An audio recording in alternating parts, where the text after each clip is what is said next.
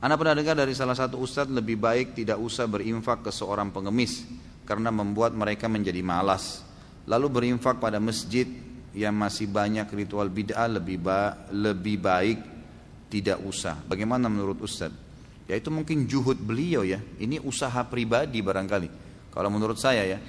Karena dalam Islam kalau hadis yang kita pegangi riwayat Al-Hakim dengan sanad sahih, kata Nabi SAW, kalau datang kepadamu seseorang yang meminta sementara dia di atas tunggangannya, berilah karena kau lebih mulia.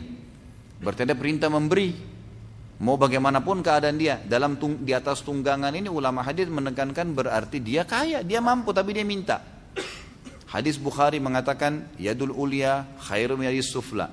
Tangan yang memberi lebih baik daripada tangan yang menerima. Memberi di sini dia fakir atau bukan, tetap ada pahalanya. Tetap ada pahalanya.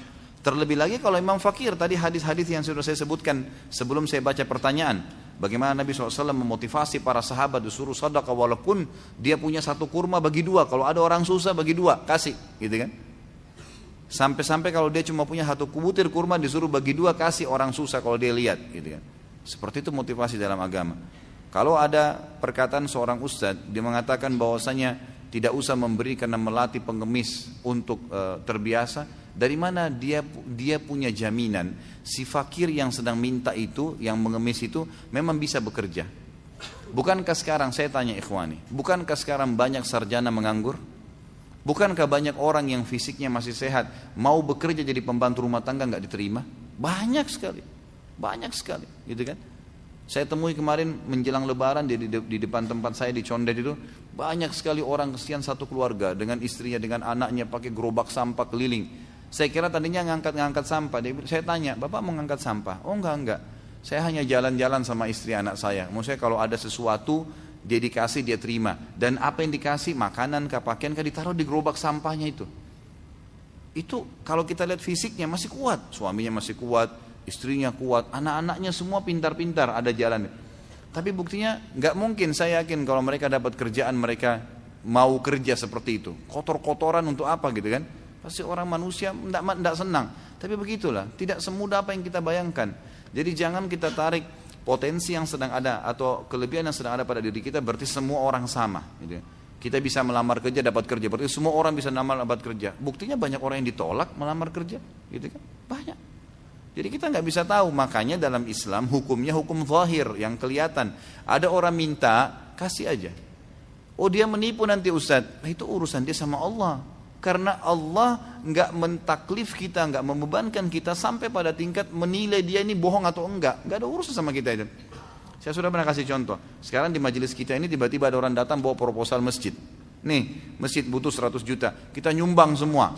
Sebulan kemudian kita tahu orangnya nipu, nggak mau masjid. Kita rugi? Demi Allah enggak, sama sekali enggak. Kita tetap dapat pahala sesuai dengan niat kita mau masjid. Allah akan kasih itu. Dianya dihukum karena menipunya, gitu kan? Jadi enggak ada celah kita temukan untuk tidak memberi orang. Allahu a'lam.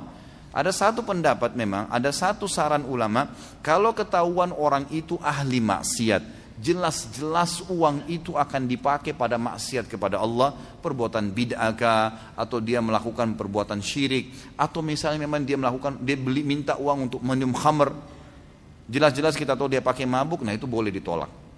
Kalau kita tahu, ya. Tapi kalau kita nggak tahu secara zahir, orang datang minta, kasih aja, nggak usah lihat ya bagaimana penampilan dia. Itu yang saya tahu, Allahu a'lam. Kemudian tadi kalau dikatakan berinfak kepada masjid yang di dalamnya banyak ritual bid'ah, lebih baik tidak usah. Mungkin lebih baik, Allahu a'lam. Kalau kata-kata lebih baik mungkin ya. Tapi saya sarankan seperti tadi, hukum zahir. Kita masuk ke masjid, kita nggak tahu masjid ini jalanin sunnah atau enggak, atau banyak bid'ahnya atau enggak. Udah, celengan masjid lagi lewat, kita mau bersedekah, sedekah aja. Kecuali jelas-jelas kita tahu ada pelanggaran, tidak boleh dibantu, tidak boleh didukung, gitu kan? Tapi hukumnya hukum zahir semua. Yang kelihatan depan mata itu yang kita hukumi.